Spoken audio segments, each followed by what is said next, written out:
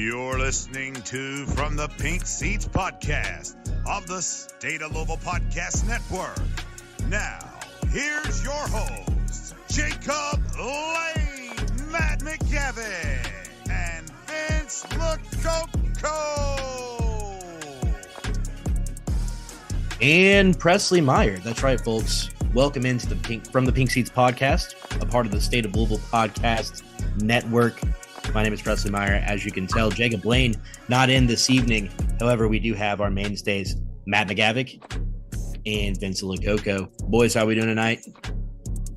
Doing pretty good, had to get my softball swings in, and I know I heard y'all talking shit over the last episode, and I just had to let y'all know we took on the top team in the league yesterday, and you know what? We fucking walked them off. So y'all take that and shove it. You went over, didn't you? No, I went 1 for 2. Was it the Grinch knees? Have you been a participant in a run rule, like on the bad side of getting run ruled in softball? The very first game I played in this league, we got run rolled in like 4 innings. It was brutal. It was not good. I can say, I have to admit that I have struck out looking in softball before. No.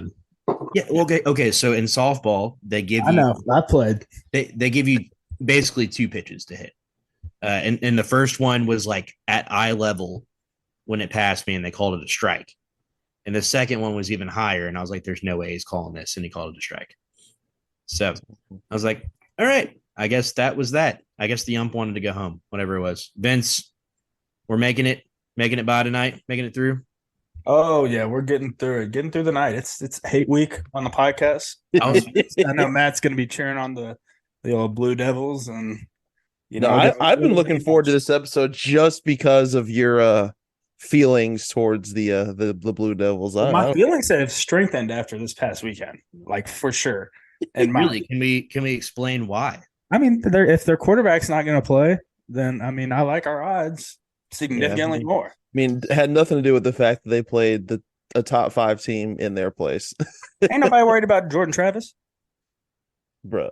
Oh. I can't even. Here we go. I can't even say that with a straight face.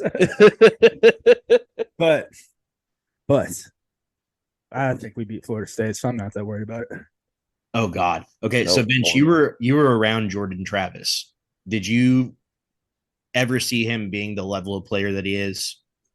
Oh, 100%. Like, you could have asked most of the guys who were around back then, just fundamentally, composure-wise, he has that quarterback personality for sure. The it factor, as people like to say, they can go out there and win you a game. He's a pretty tough kid too. So, I mean, there'd be a lot of guys back then. I mean, I remember sitting outside at the retreat where, he's told everybody he's going to transfer and stuff, and everybody is trying to be like, man, like Coach P got fired though. Like, just hold out for one more week. Because I think he transferred like 2 weeks before Petrino was fired. Yeah, he transferred in the middle of the season. I remember that. Yeah, so we were all trying to be like, man, just hold on for a little while longer. We'll get a new coach. And, I guess transferring to Florida State's worked out pretty well for him. Do you think that 2018 season is more salvageable if Jordan Travis takes over as the quarterback earlier? I don't know. Because I think he was in like a weird situation where, he's a young kid and nobody to really learn under. Puma, it's hard to follow in the footsteps of Lamar Jackson. So I just feel like everybody was kind of screwed from the get-go on that. And Lamar's first season, they had Kyle Bolin and they had Reggie Bonifant. And so it was kind of hard to foresee Lamar breaking through with those other 2 players on the roster. And it felt similar with Jordan Travis with Malik Cunningham and Puma Pass. So ultimately ended up being Malik for like 6 years, but it's crazy to think about all the. Well, it would not have been Jordan Travis for 6 years. It would have been Jordan Travis for like 3.5 or 4 years. Like he definitely. So it's crazy. It's crazy that Jordan Travis is still in college and this is still going on because he literally played for Bobby Petrino in that 2018 season. He was on, yeah. Me and Jordan Travis were on the same football team at one point. That's wild. Pretty crazy to think about because you're just like a grown man, like living your own life, in your own house, like just They're all doing the Joe Burrow, like take my last year and take online walking for and basically be a professional quarterback for the whole year. So I kind of like that method. Once Joe Burrow explained, he's like, I basically don't go to class and just live in the film room. That's why he had that phenomenal year. It's like, wow, we should do that with every quarterback. Yep. Yeah, no kidding. Well, before we get too much into the weeds, we got a lot that we want to get into before we even get into Louisville football. But as always, from the Pink Seats podcast, brought to you by Kern's Corner, home of the best chili in the city, not made by Matt McGavick. Also brought to you by bit.ly/state of Louisville. Make sure you go to bit.ly.ly/state of Louisville for all of your best bets. And stay tuned for later in the show because we are going to give away some tickets from listener Keith. Shout out listener Keith. He messaged us, said that he wants to make sure that some tickets get into the hands of a fan that's really wanting to go to Louisville Duke. And so we had, I believe, 42 of you guys actually said that you want to participate and responded. So we're going to draw that later in the show. So make sure you guys stay tuned. Sorry, guys. Keith just gave me the tickets. Sorry. Competition game. We don't. Thank you for actually. I won't be able to go. We'll start the show off with that. I won't be able to go to the game this weekend. What's going on? My sister has her senior night at Bellarmine. Okay. That trumps that. That makes sense. Yes, 100%. So we are excited to go watch that and watch her one last time in Knights Hall. Wow. And she's like broken some records, I believe. Like she is, I believe my dad will text me like if I got this wrong, but I believe she's a Division I leader in digs by default because she was like the first Division I recruiting class that Bellarmine had for volleyball. So she's obviously had more of an opportunity in the Division I realm to get more digs. But I think she's top 5 in the school when you count just in general. I mean, she's a dog. She's way better. I'm just glad she's made it through these 4 years relatively healthy, unlike myself. I guess the good Lord said, we're going to give her all injury 99 and we're going to make you injury 50. So that's where we're at. That honestly, that kind of makes sense. And that's what happens. Like there's always the one sibling that's just constantly getting hurt. So that just happened to be you, Vince. Sorry. Yeah, right. I couldn't get 1 year though, just like one healthy year. Exactly. Okay, so we're coming off a bye week. What did you guys do this week? Did you guys get in more football than usual, or did you just kind of, I don't know, how did this past weekend go for you guys? I tailgated for volleyball, which was pretty fun. Sat out. How many people partook in this tailgating for volleyball? Basically the entirety of the Bellarmine parents and some other, people. But I mean, we had the TV on the back of the truck, rigged up all redneck style. My truck was running TV, and we had the smoker out there. It's a good time. That's amazing. I never even knew that was a thing. Only in Louisville. Only in Louisville is that a thing. So yeah, no kidding. The kicker with these volleyball games is they started selling beer this past year. Really? Yeah. So people are starting to order drinks and stuff, and it's funny. I mean, I always yell at the refs and everybody, but like people will get a little bit looser of a mouth at yelling at the refs and everything, and it's just funny because you can. I mean, it's not like it's the center and sold out crowd. You can definitely hear. Oh yeah, somebody's like saying something. I was heckling the other coach the other day. I was like, "Yeah, way to burn one, coach. That's how you burn a timeout right there, nice and easy." That's amazing. Yeah, honestly, like I bet you some of the hardest environments to play in are when there's like 20 rambunctious people in a crowd of 200 versus like 200 rambunctious people in a crowd of 20,000. Like that's all it really takes. So maybe that's what we should do. We should start crashing Bellarmine volleyball games. Let's go to some Spalding basketball games, paint up. We can stand in Spalding's oddly structured gym. Basketball games. Old Jerry Eves can get us in. Yeah, there you go. We could go to some Simmons College games. So there you go. A little HBCU action. Okay, so we're getting to Halloween week. We're just going to do like a little round table here. Do's and don'ts of Halloween candy. Give me the number one Halloween candy that you were immediately giving to your dad or mom. And then maybe top 3 Halloween candies. What you guys got? I mean, don't be the person who wants to be unique. I'm like, oh, I'm not going to give out candy. I'm going to give out like apple slices or something else. Like, no, like the kids came for candy. Give the kids what they want. They want candy. If you're not doing candy, if it's something besides candy, it's got to be money. That's the only. And I don't know if you guys have ever been. Am I too old to be trick or treating? Yeah, right. No, let me get $1.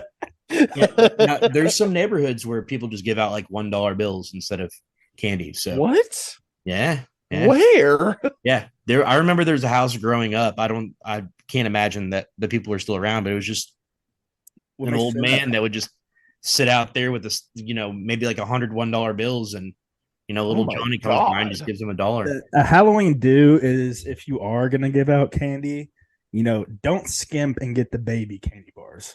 Go full king size. Be that house. Like nobody like. I can still, to this day, drive in Stone Lakes where we used to go trick or treating with my grandparents and point at that house.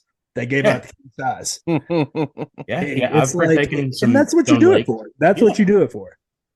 Absolutely. And I mean, here's the thing, though, Vince. Like, we're getting back into candy's expensive now, man.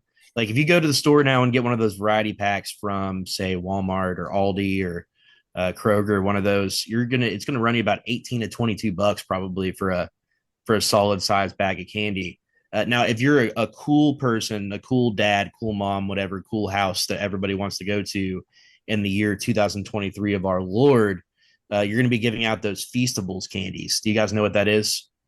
Never even heard of that. That's the Mr. Beast candy bars. Mr. Beast makes these. He made these special Halloween fun size Mr. Beast candies. So, I'm sure there's a house out there somewhere that's giving away little bottles of Prime. I knew Mr. Beast was a weirdo when I saw him show up at a Buccaneers game. And I was just about to say, did you see him leave the Bucks out this past weekend? Oh my gosh. Oh, dude, how do you not like Mr. Beast though? Peanut M&Ms. Peanut M&Ms. That's the go-to. So, yeah, I'm giving dots to my dad though. I like dots, but he loves dots more than I. So giving those away. No, I'm a Crunch Bar kind of guy. Like I've always liked those and crackles. Candy that have those like little Rice Krispie type things in the inside. It doesn't like $100 maybe. Does that have it as well? I saw that in a lot of the variety packs as well. Yeah, Take Fives. Severely underrated. Like pretzel with all that stuff. Are you kidding me? So good. Okay, so my underrated kind of go-to that nobody really seems to like or doesn't respect for whatever reason is Milk Duds, like those little Milk Duds. Love those. I always do. Hate how they get stuck in my teeth so much. Yeah, that's the only issue. Reese's, the Halloween Reese's. So any holiday Reese's are always better. And this is a true fact. One of my best friends growing up works for Reese's. Or works for Hershey Company. Butter to chocolate ratios. Right. So the ratios are different. There are less preservatives in those Halloween, Easter, Christmas. Now they're more expensive because they're the seasonal ones, but their recommendation is that you get a couple of bags of those Reese's eggs or Reese's pumpkins, throw them in the freezer, pull out like 2 or 3 at a time, and that's how you can enjoy those really solid, like really well-made Reese's. Which one do you all like the best? I'm an egg guy, Reese. Yeah, I like the Christmas ones, the trees. Those are really no. I think egg, for whatever reason, it seems like it has just the most on point ratio. Peanut butter. It has more peanut butter than chocolate. Yeah. You gotta have that nice soft. I think it has too much peanut butter. That's what like the trees. There's more ridges for chocolate and whatnot. Okay, that makes sense. That does make sense. Like it's kind of I get it. You guys all have great points. The last one that I'll point out too, they come out with these special Halloween candies. I love the little white chocolate Hershey bars. Oh God, yeah. For Halloween. I'm a sucker for white chocolate. Anything. Same. Those are just so underrated, and I feel like kids these days don't know about those. But yeah, if you're white chocolate's not natural, like it's made in a laboratory. I thought you could just. I didn't know. Same as cacao pods, but apparently not. Speaking of made in a laboratory, how about Lamar Jackson this weekend? Unbelievable. That dude is an immortal god when his fellow players are actually catching the ball, when he's getting a little time in the pocket. I mean, Lamar will just mess around and throw up a perfect QBR game on you for no reason at all, out of nowhere against one of the best defenses in the NFL. And 4 weeks later, people will tell you he can't throw. Yeah. Oh, exactly. Oh, yeah. Yeah, Lamar, more than any player that I've ever seen, people will wait for him to have one bad play to point it out and just totally ignore the fact that he's literally just eviscerated some of the best defenses. One of the best, not just quarterbacks, but football players to ever touch the field. Like he's just that dude. I'm not going to give Lamar too much praise because I had to face him in fantasy this week. That's why you draft him first round, and then I faced both. I faced both him and Travis Kelce. Oh God, yeah, that was a two-hitter quitter right there. Well, I had David Montgomery and somebody else like 2 weeks ago when they had that 30-point game. They were like, Puka. He had David Montgomery and Puka when they both put up 30 points. And I was like, what are we even doing here? This is stupid. Other players in the NFL this week, TuTu scored a touchdown. I don't know if it was intentional. The Rams had the ball at the opposing 40 or 45. Matt Stafford was trying to hit who's the freaky good white guy on their team?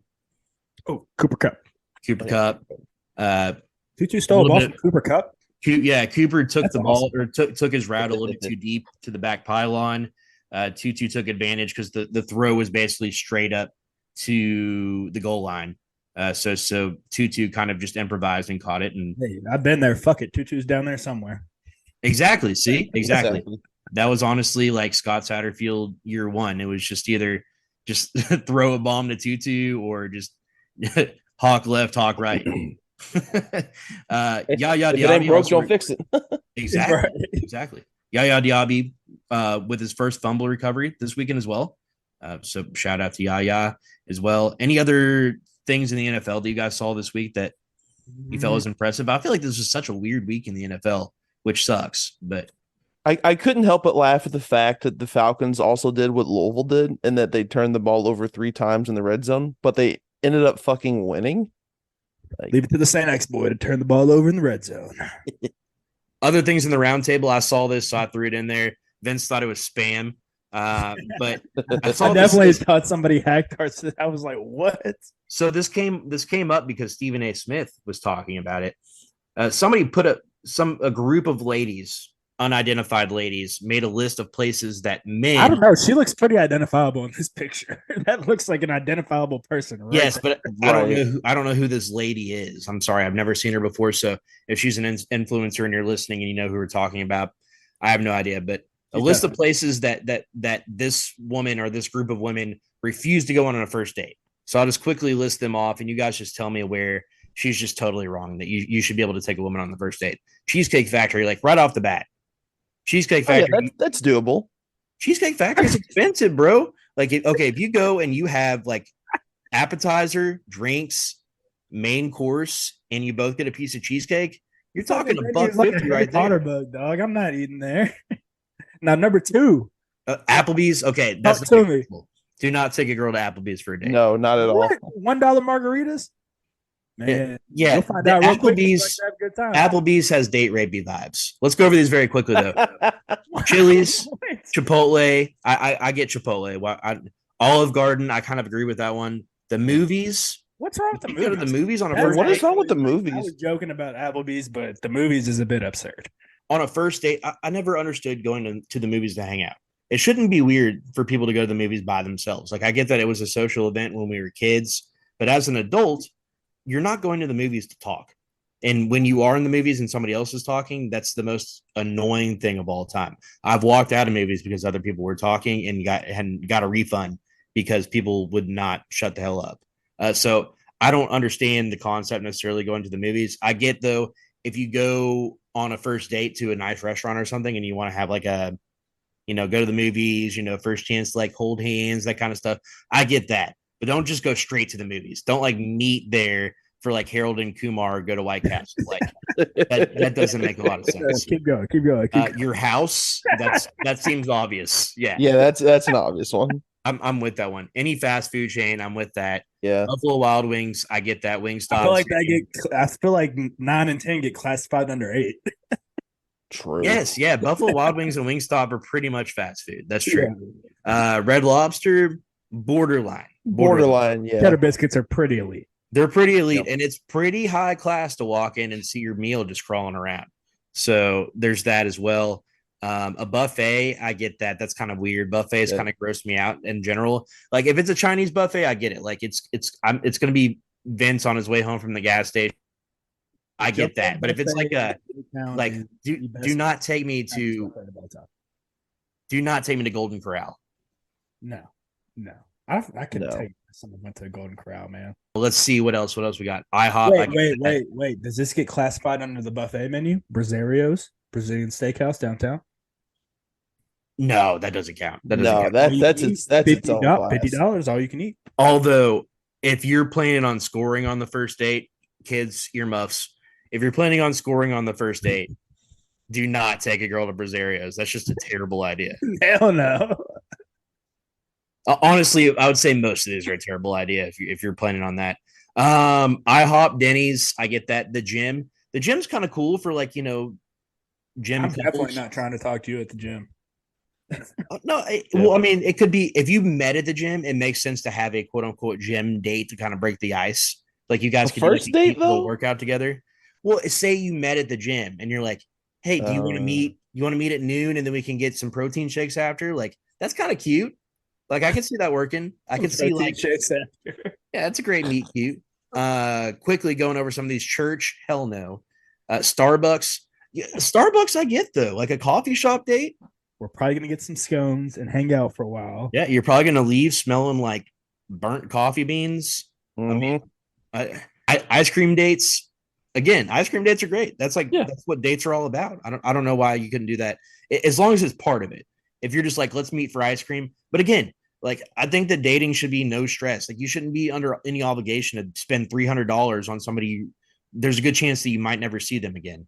Like it's seems much more realistic for you guys to grab a scoop than go out and go to Brazeros and get the get the $80 option. You know what I'm talking about? You can get like the $50 option, the $80 option. What I digest.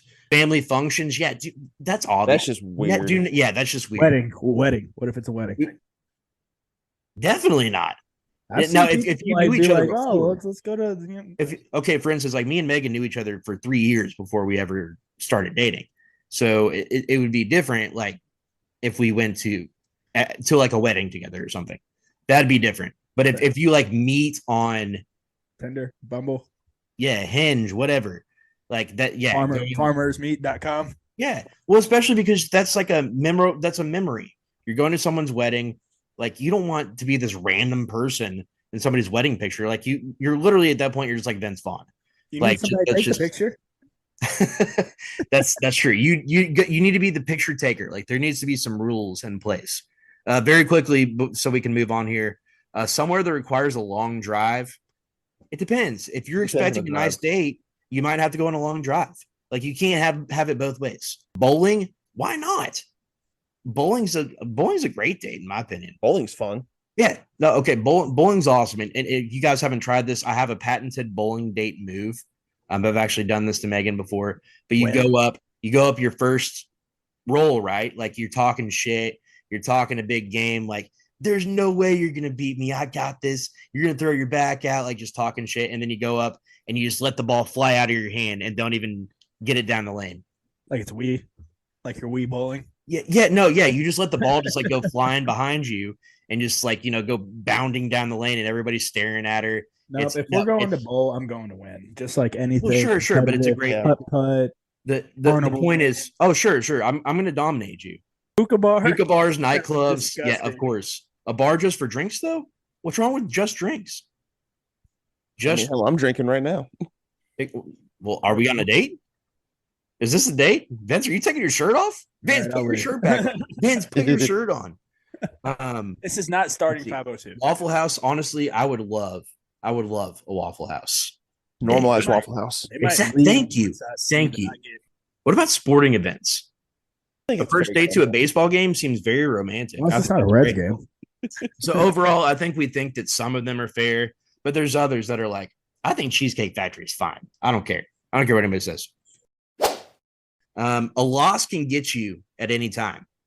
We heard that on College Game Day. Everybody is Rece Davis that does College Game Day? Rece Davis, yeah. And everybody gave him a bunch of shit, and then Louisville lost by 17. They're like, oh, Rece, you're so right. Yeah, and the thing is, like, nothing he said was really inflammatory or even wrong. I mean, he was just saying, like, hey, like, it can happen. Yeah. And sure enough, it happened.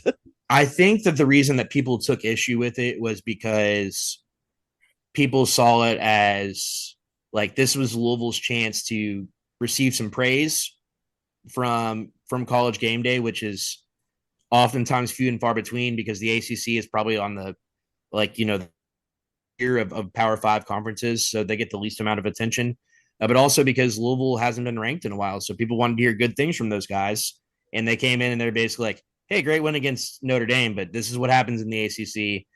Teams like Pitt knock off teams like Louisville all the time."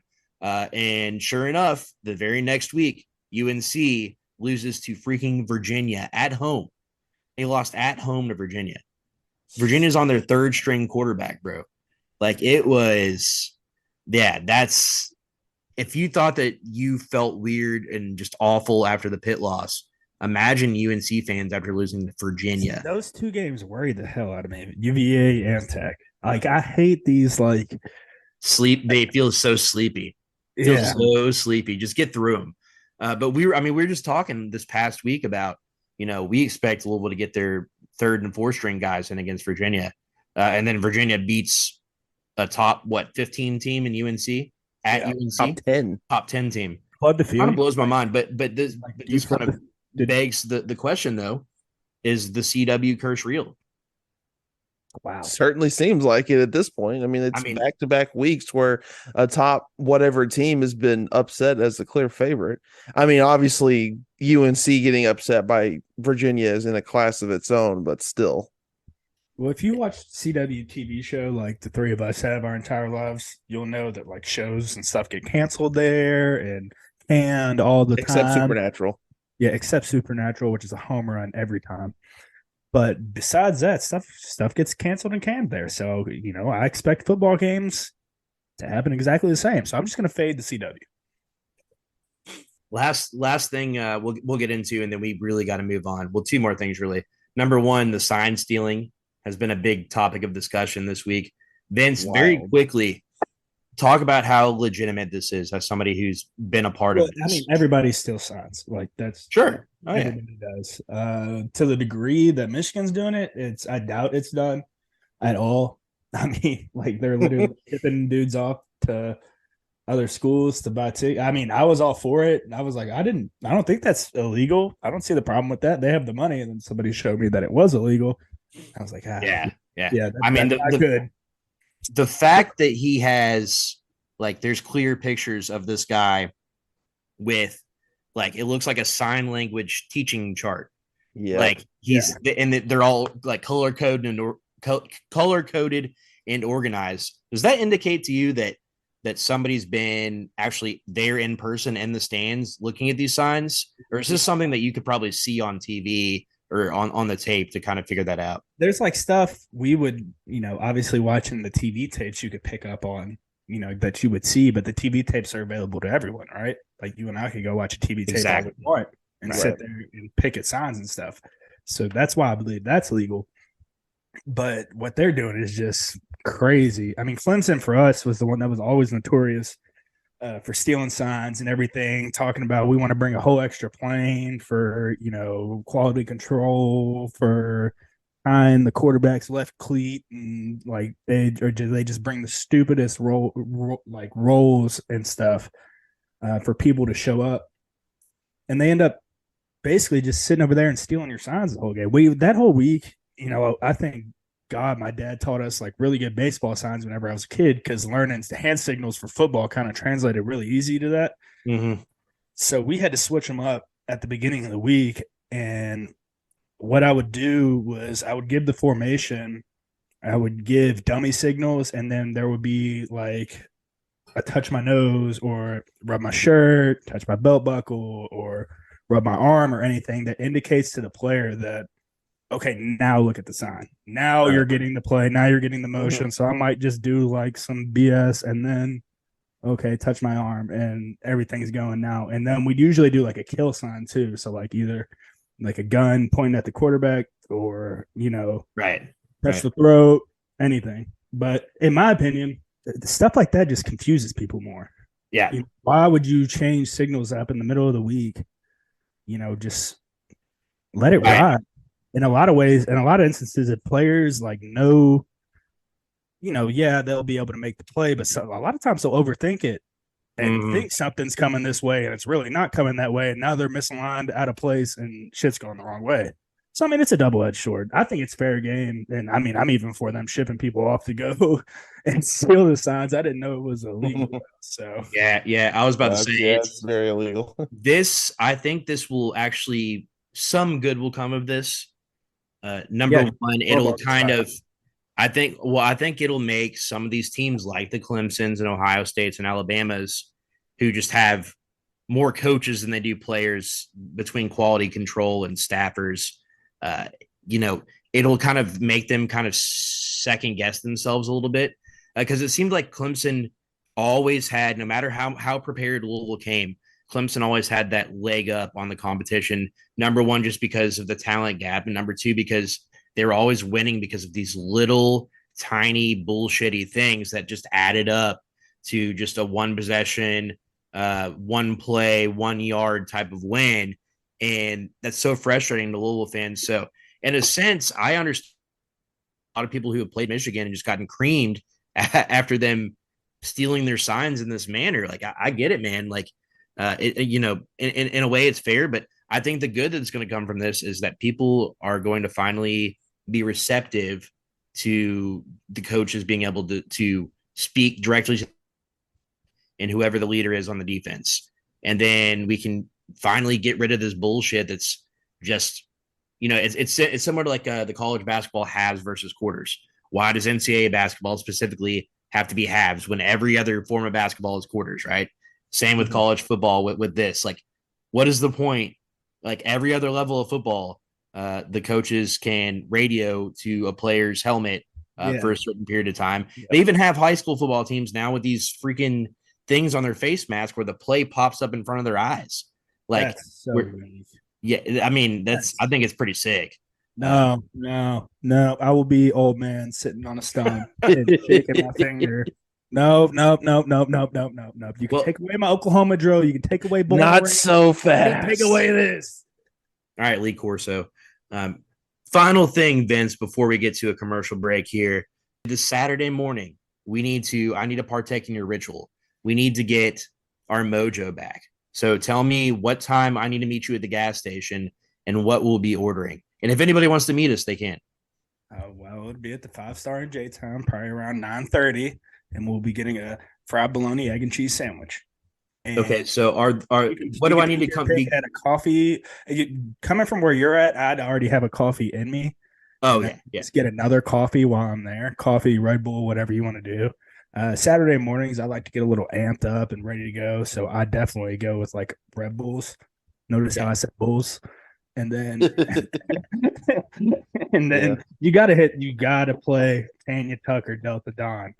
Oh, well, that's obvious. With the windows down, because it's the Saturday morning, just the breeze hits. You smell the freshness in the air, and it's just football. How about we sit on the tailgate of your truck in the 5-Star parking lot, blast Delta Dawn, chug a Red Bull, and eat these bologna sandwiches that are absolutely going to destroy my butt? No, they won't. It's fine. You'll be okay. See, I'm concerned. So we got a 3:30 game, so I got to time this right. No, you'll be fine. You will be fine.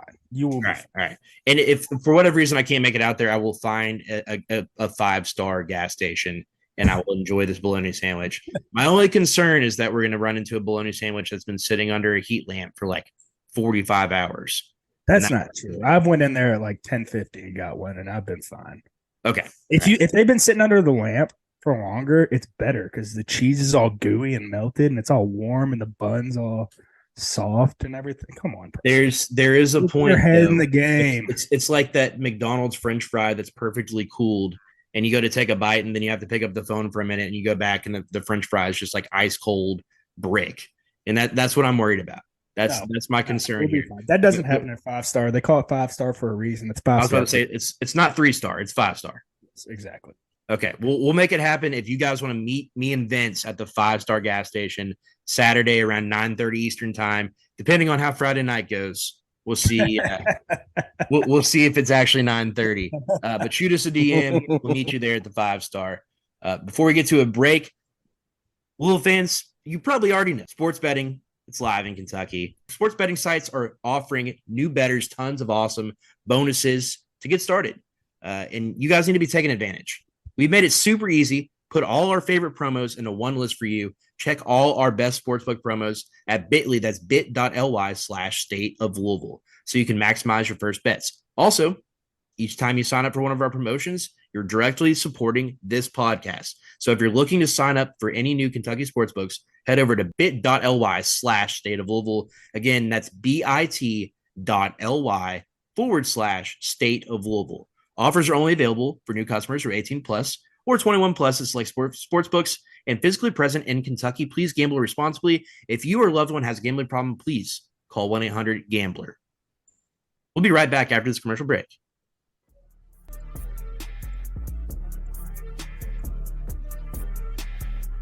After I spent considerable time today trying to break down this Duke defense, trying to figure out what they do well, to me, guys, I kind of had this epiphany today when I was grabbing lunch. I saw a commercial.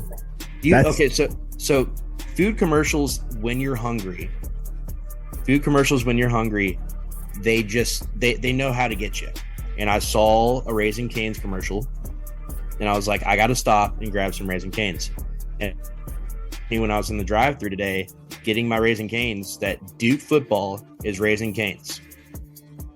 You only have to know how to do one thing and do it really well to have a successful outcome. And that's 100% Duke football. Just like Raising Cane's, all they make there is chicken fingers, French fries, coleslaw, ice cream. They don't have an ice cream machine that breaks every 5 minutes. Oh, and they have toast. Yeah, don't forget the toast, man. Yeah, I'm so sorry. Coleslaw for toast. They don't even have a chicken finger sandwich. They don't have substitution. They actually do have a chicken finger sandwich. Do they have a chicken finger sandwich? And I can substitute the sandwich bread for Texas toast. But think about this. It's kind of like Arnold Paul. Like they have like 6 pages of menu, but really it's like the 6 same ingredients. Like it's just what's the saying? Where that's more like Taco Bell. Taco Bell is definitely the beef, chicken, beans, and cheese. It's just in different forms. Lettuce mixed in different forms. And it's crazy how different they can taste, right? Like, and how many different things you can do. It's fascinating. But that's Duke football, right? Duke football is defense and running the ball. And that's it. They're about as old school as it gets, and they're incredibly disciplined. When you're watching this Duke tape, I think that's the thing that stands out the most. Like, they set the edge better than any team that I've watched, of Louisville's future opponents this year. Better than Notre Dame, better than NC State. NC State and Notre Dame have a lot of talent, and they have a lot of continuity. Duke is just a really, really well-coached football team, especially on the defensive end. And they just do what they do just really well. I mean, it's going to be a physical game for sure, just because of that's just their identity of the team. Like you said, Pres, I mean, their running back tandem of Jordan Waters and Jacques Moore, I mean, they're probably one of the better 1-2 punches in the ACC. I mean, it's always helpful to have like a guy like Jawar Jordan to like get as many carries as he can get. But I mean, he's going to come out at some point. But with Duke, you've got Jordan Waters, and he's a very capable, very good RB1 for Duke. But then you take him out, and then Jacques Moore is going to come right behind him, and have minimal talent drop off. Not saying that in Louisville's case, you're not going to have a ton of talent. You're going to have a talent drop off with Isaac Grindo and Maurice Turner. But I mean, with Duke, the talent drop off is a lot less steep.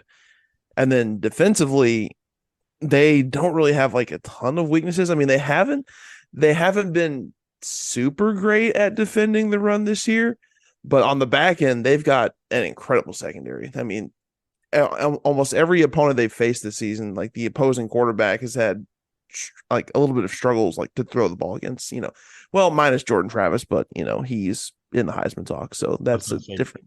Jordan Travis is Jordan Travis, man. Yeah. My thing is are we going to be able to run the football against this defense with Renato being out and a question mark right now with Jaws? And I mean, just not knowing anything with Jaws makes me extremely nervous. Not that like Matt's go ahead. Reading between the lines, I think Jaws and Jarvis should play. It doesn't sound like there's super major injuries. Because, I mean, Jarvis is just a foot injury that just, like, flared up. Like, nothing in that Pitt game, like, caused it. It was just something he'd been kind of been dealing with. So it's just, like, a rehab type thing. So I think he should be fine. And the way that Braum was talking about Jaws, I mean, yeah, he didn't really practice during the bye week. He did all rehab work. But Braum used the phrase strong rehab work on Sunday. So I would assume at some point this week he does see like actual practice, but that's just a guess right there. But it sounds like there's a greater chance that he would play than he wouldn't play. So I'm not too terribly concerned with the injury concerns for Louisville. If anyone needs to be concerned heading into this game with injuries, it's Duke. Right. Because Riley Leonard, I mean, he had that high ankle sprain that he had to miss, 2 games? And then he comes into Florida State, plays okay. But, I mean, he's playing within Duke's system. And while he was in there, Duke was still able to run the ball because of, how well they can run the ball. So I text one of our trainers who's not a trainer anymore. He doesn't do anything with that college athletics or pro athletics or anything. That's why I was comfortable texting him.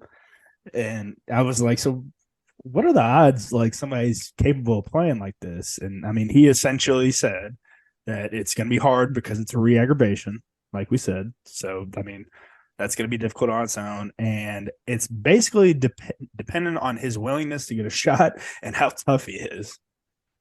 That's basically it. And I don't know. I saw that game day special they did on Riley Leonard and his mom, talking about his mom just basically tells him he ducks all the time, which is hilarious. But that's funny. He seems like a tough kid who, I don't know, man. I don't know if I'd put it past him that he's playing.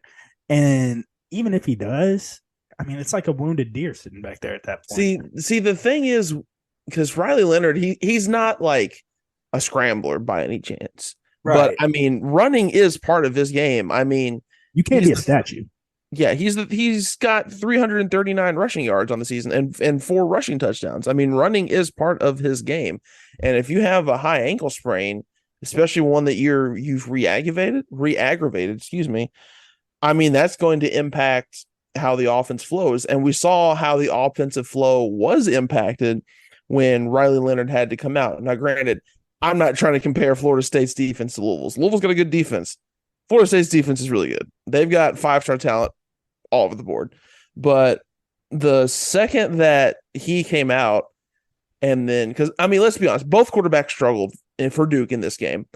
But the second that Leonard came out, Florida State started loading the box more and then basically trying to tell Henry Beal in the fourth, hey, throw the ball, which he really couldn't. And then now that he had the front seven kind of creeping up on the line of scrimmage and kind of stymieing Duke's rushing attack, they couldn't do anything. And that allowed Florida State to fire off all the fourth quarter scoring that they had. Yeah, I'm anxious to see this backup quarterback, Matt. I mean, anxious to see him with a full week of preparation. I mean, he's played 4 games and just hasn't had stellar stats at all. So, I mean, a lot like Florida State. Hopefully we stack the box up, stop the run, and see what the boys can do manned up on the outside. So my sister is a friend of the show, notable medicine doctor. I text her random stuff like this all the time, and I sent her the first video of Leonard getting hurt against Notre Dame. And I said, what do you think the odds are that a guy comes back from a high ankle sprain seeing this video in 20 days? And she said, in order for him to even return to normal activity, he'd have to get a steroid injection at the spot of the injury at least every other day, if not every day, which is not exactly ideal. And on top of that, she said it's still not smart at all. I've had multiple high ankle sprains. And when you have a high ankle sprain, you basically have no mobility between like right above your ankle bone and right below your knee. There's basically no mobility. And if you watch Riley Leonard, he basically he can hardly put any weight on that leg before he re-aggravated it last week. So basically the timeline was he was hurt against Notre Dame essentially on the last play of the game. It looked like a brutal injury. I remember when I was watching, I was like, that dude's out for the season. There's no way he's playing again this season. According to WebMD, obviously take this with a grain of salt, but I'd say this is about right. Recovery time is conservatively 6 to 8 weeks to quote unquote return to normal activity. And playing Division I football as a quarterback is not normal activity. See, my thing is with what your sister said and with what WebMD says and with what my guy was saying, like, it's all dependent on Riley Leonard. And if he's a dog, I mean, not a dog, but if he's tough enough to be able to do it. And I mean, I'm not knocking him if he can't, because that fucking sucks. I don't think I could be able to do it. Right. But it's just Gigi Robinson tweeted it out because they were talking about him bouncing on his leg and stuff pregame. And Gigi basically said from experience, if you can bounce on that ankle like this after high ankle sprain, I'd say you're good to go.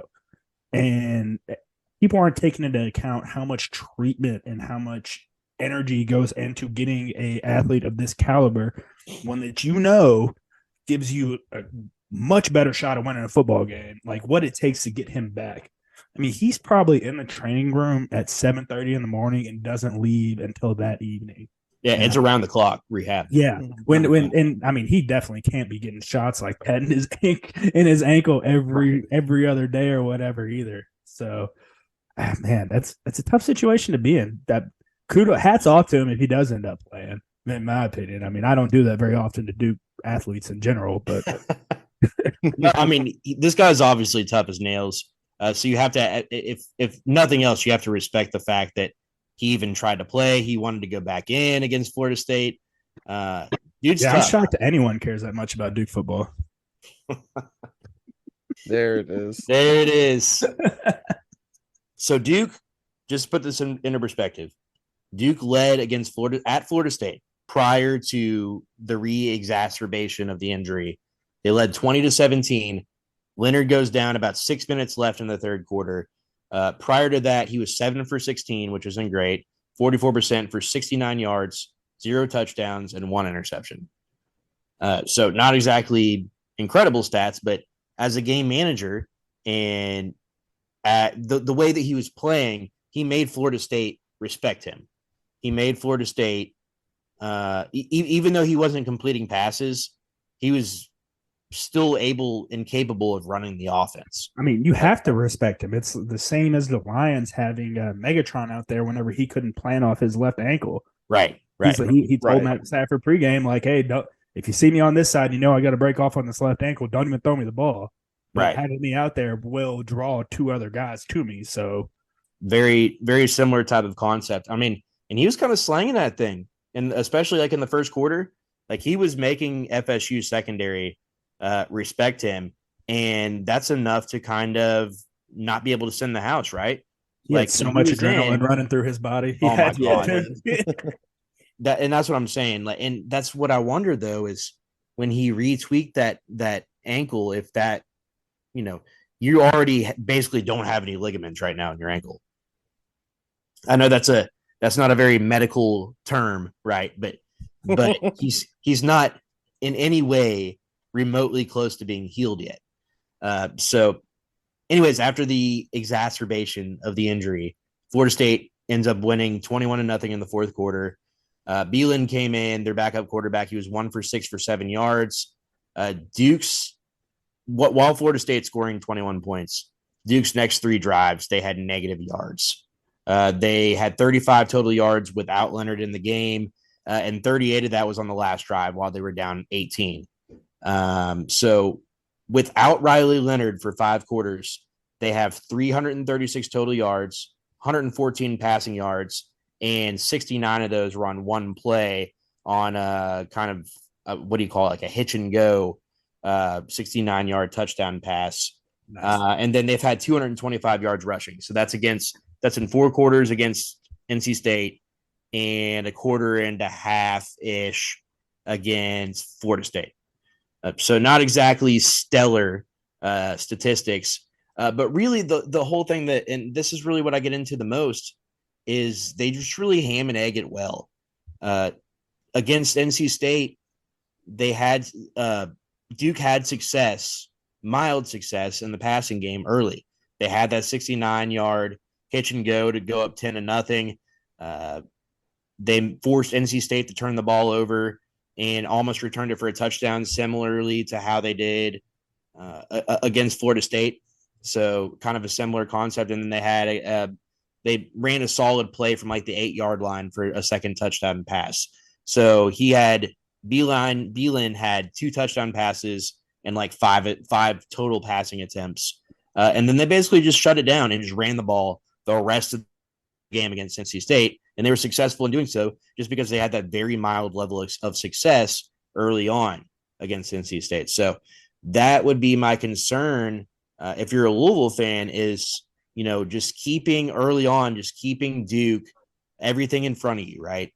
Like Beelin's not a guy that's going to just come in and win the game passing the ball, in my opinion. If he does, then we have a lot more problems than we realize, I'd say.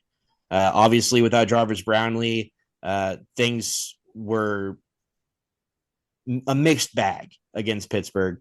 A lot of Storm Duck, a little bit of Marcus Groves Killebrew, but overall, that's what I'm concerned with. If you're a Louisville fan, is just you don't want to get down 10-0 against Duke, because Duke can just turn this into like they'll get the ball 4 more times the rest of the game and just run it, and then play excellent defense, and then wear your defense down and beat you in some bullshit like 17 to 15. Jeff will be thinking he's back in the freaking Big Ten. Yes.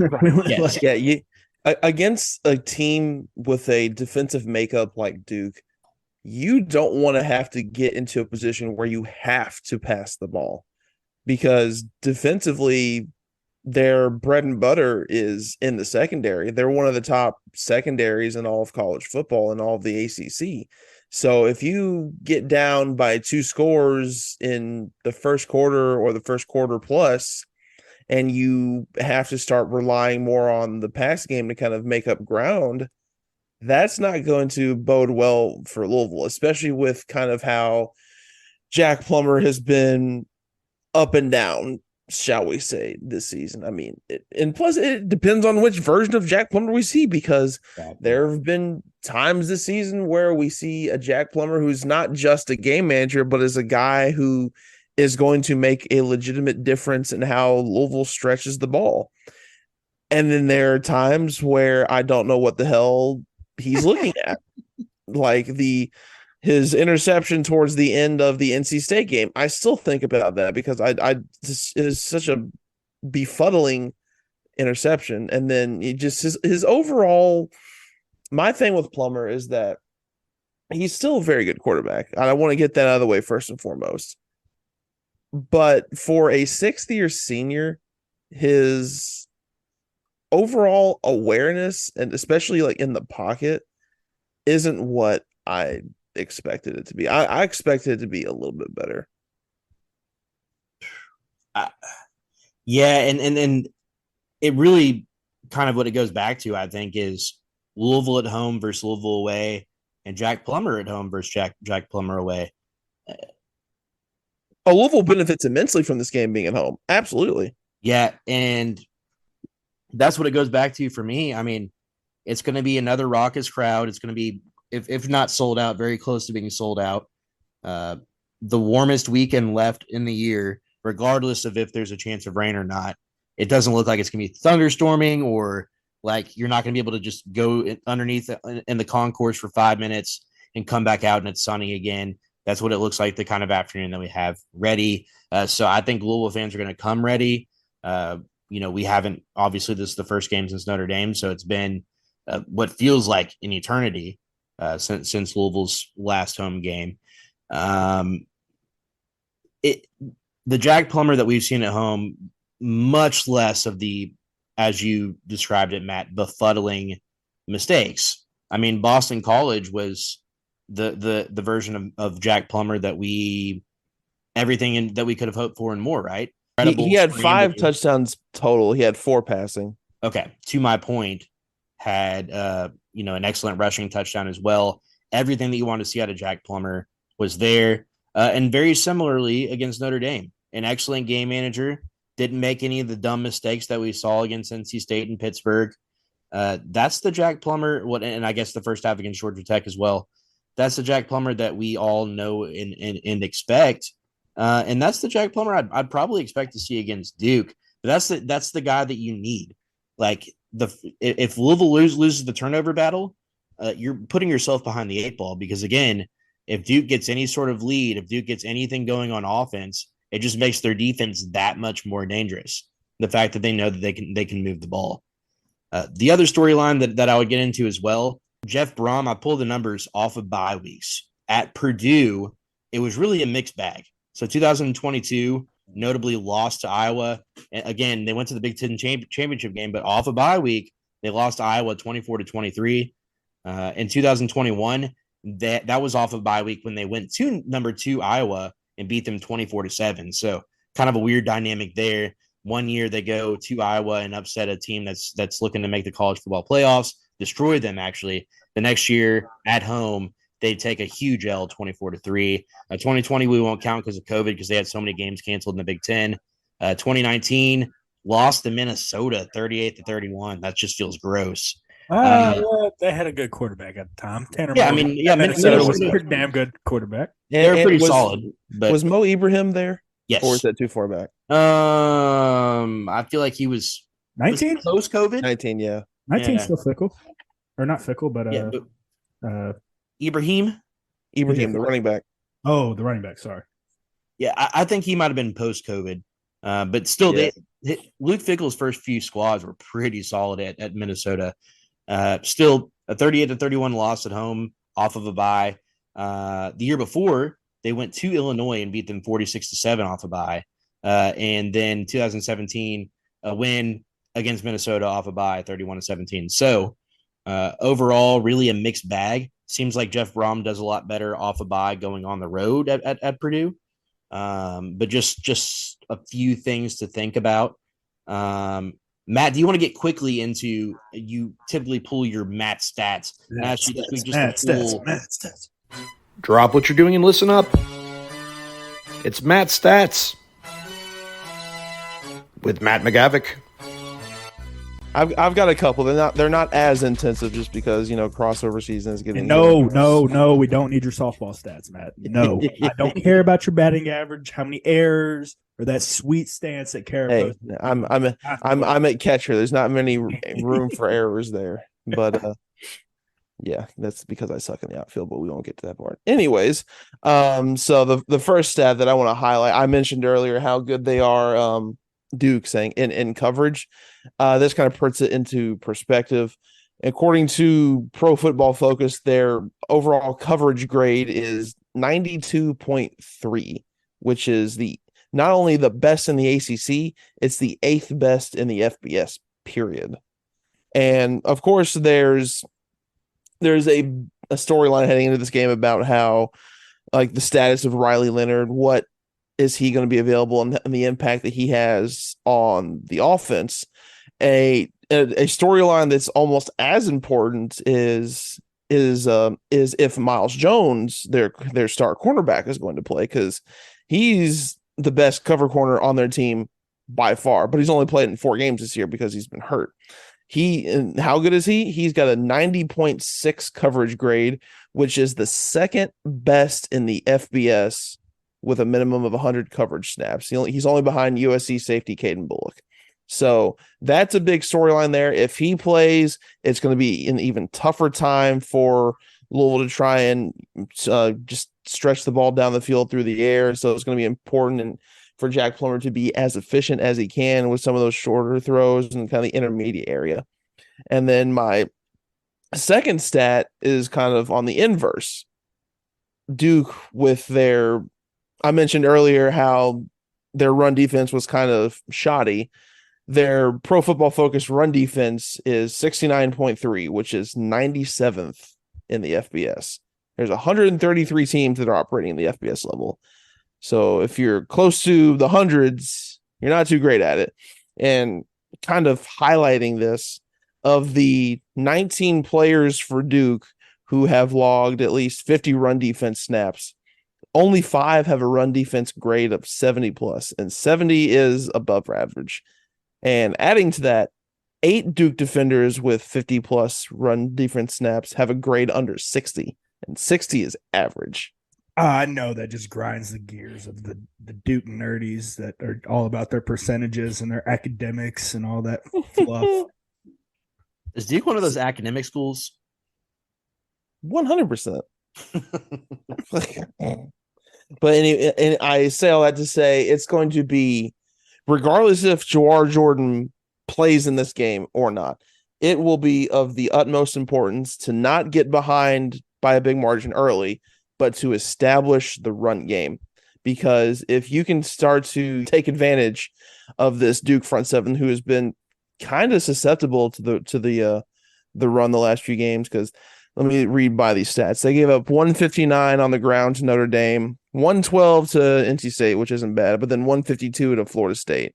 They gave up two rushing touchdowns to both Notre Dame and Florida State. So as of late, they've been kind of susceptible to, decent chunks of yardage on the ground. So if Jaws, Maurice Turner, Isaac Garindo, if any one of those guys can, get going and really have the offense playing complementary, that will be a huge key for Louisville in this game from the jump. Yeah, if Jaws can't go, then I definitely would like to see a little bit more Mo Turner. I love Isaac and think Isaac is a great running back for the downhill stuff that we need, but Maurice 100% has that big play, one hitter capability where he can take something that's 7 into a touchdown for you. So hopefully Jeff leans into that more and doesn't get conservative of, I don't have my, my bell cow, so now I have to, throw the ball more. Oh yeah, I agree. And like I've said at least like 3 or 4 times on this podcast already, anytime you can run step for step with Tyreek Hill, you're doing something right. Right. So, we're all just waiting for that Maurice Turner breakout game. It's due, man. He's due for a breakout game. You know what I think though? I'm just waiting on that Isaac Garindo breakaway. Like, he's been so close, probably on 3 or 4 occasions this year, where he just had that the last tackler got him by the shoelaces, or else he was gone. Isaac Garindo has very, very underappreciated speed. Oh yeah, that's for sure. It's easy for that to happen, being in a backfield with Jaws and Maurice Turner, 2 of the faster backs in the ACC. But Garindo is, he's nothing to sneeze at either. And so I'm interested to see if they kind of utilize Garindo more, if Jaws isn't able to go kind of ground and pound, and then all of a sudden you see Garindo just kind of break one. Right. Because that's often what happens in those type of situations. And I'm telling you here and now that he will break one at some point this season. I just don't know if this will be the game or not. I remember talking to a buddy of mine who's on the Wisconsin beat. When Isaac Garindo first committed to Louisville, I kind of looked at his build just by like the numbers perspective, and I thought, okay, this is a guy who's probably like a ground and pound, third down back, pass blocking type. And so I asked him about, like, hey, he's probably like this kind of build, right? He's like, no, he was probably one of the fastest players on the whole team. And this is a guy who covers a team who happens to have a running back by the name of Braylon Allen, who's one of the better running backs in college football. Yeah, so I mean, with that in mind, one of those 2 guys is going to have a breakout game this week, in my opinion. I just think it just depends on who the hot hand is, and most importantly to me, we talked directly after the Pittsburgh game about our frustrations with the Brahms kind of too quickly getting away from the running game, especially in those conditions on the road, on a sloppy field against a kind of mutter type of team. And they kind of started doing what the kind of pitfall was at Purdue, which was they would kind of get into the passing game a little bit too early and a little bit too often. In reality, they have 3 just absolutely stellar backs, really quality backs in this backfield. And I would like to see them, truly utilize, especially against a team like Duke that can be much more susceptible against the run, in a game where, ball security is at a premium. If you can get out to a lead like a 14-3 or a 17-7 type of lead, it's going to be very, very difficult for Duke to get back in this game without forcing turnovers. That's how Duke got that big 17, I believe it was a 17-7 lead on Florida State because of a pick 6, right? Mm-hmm. They got, as I suggested earlier, they got out to an early lead. Well, NC State took a 3-0 lead, and then they scored 24 straight points and got out to a solid first half lead on the back of a couple of turnovers from NC State. So all of this is to say, if Louisville has to play a field position game, I hope that the coaching staff is patient enough to allow them to do that. I hope that if it's 7-3, towards the end of the second quarter, that we don't get too involved in the passing game or get too impatient and try to just outscore Duke. I think the reality is that Louisville has a much better offense, especially if Riley Leonard's not playing. And even if Riley Leonard's playing and he's, at 50%, which is, I think, a realistic expectation of him at this point, given everything that we discussed. So most importantly to me, it's just making sure that Louisville gets off to a hot start on offense and just not allowing Duke to get back into the game, doing what it does best. Duke tries to enforce its will on other teams and has done so very successfully. I will be damned if the football team I cheer for gets their will imposed by Duke. Well, Duke nearly upset the 16 team. I don't care who they upset, except for their freaking tummies. I don't care. I don't care. That's the quote of the night. That's unbelievable. What you just did right there, Vince. That was unbelievable. Come on, man. Duke football is going to impose their will on the University of Louisville. I mean, they did for most of the game against Notre Dame and Florida State, and they sure as hell did. They should have beat Notre Dame. Mm-hmm. And you remember, and I should have played 2 more years of college football. Yeah, yeah, we can get into that at a different time. Before we get down too much of a rabbit hole, we did suggest that we have this drawing, and we can get into that now. 42 people gave a prediction, so I'll try to do this as quickly as possible. So what I've done is I've just assigned each person that got in before the pod a random not a random number, but a number, and then we are going to randomly generate that now. Everybody draw. Let's see what we got. 37. Okay, so let's go in here really fast, very, very quickly, super quickly. 20, 21, 22, 23, 24, 25, 26, 27, 28, 29, 33, 34, 35, 36, 37. All right, here we are. Josh Burdick.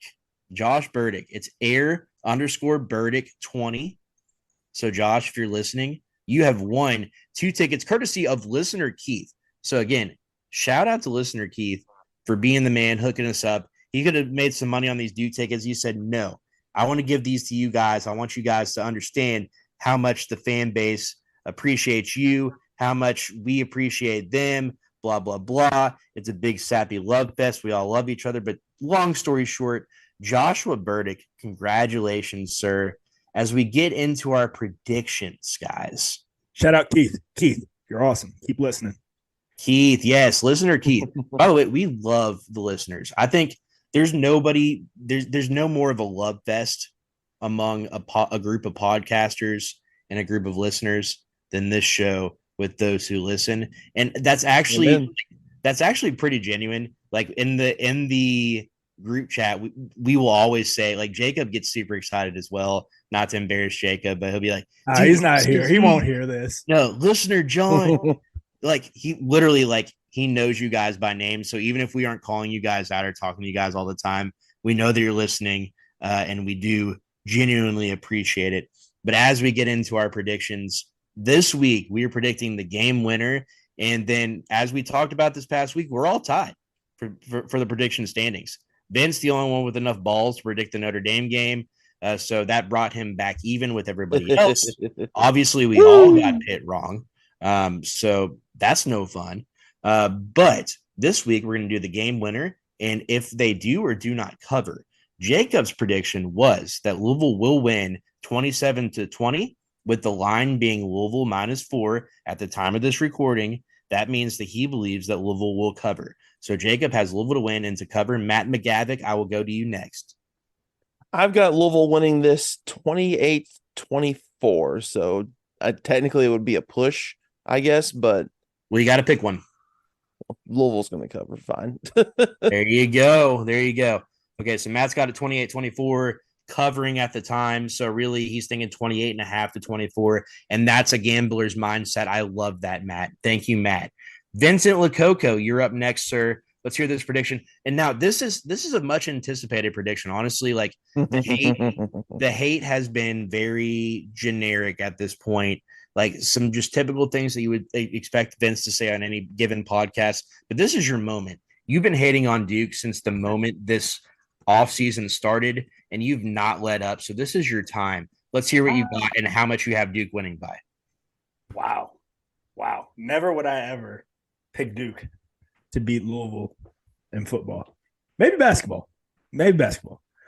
But I'm going 35-3 Cards. Holy shit. Okay. Yeah. They're lucky I didn't do a shutout. I just didn't want to sound like even more of an idiot. But 35-3. And that's it. I don't really understand spreads and all that other BS. I just come out there ready to win freaking football games. I don't give a damn about any of that shit. I want Duke to try and impose their will against Louisville. Try.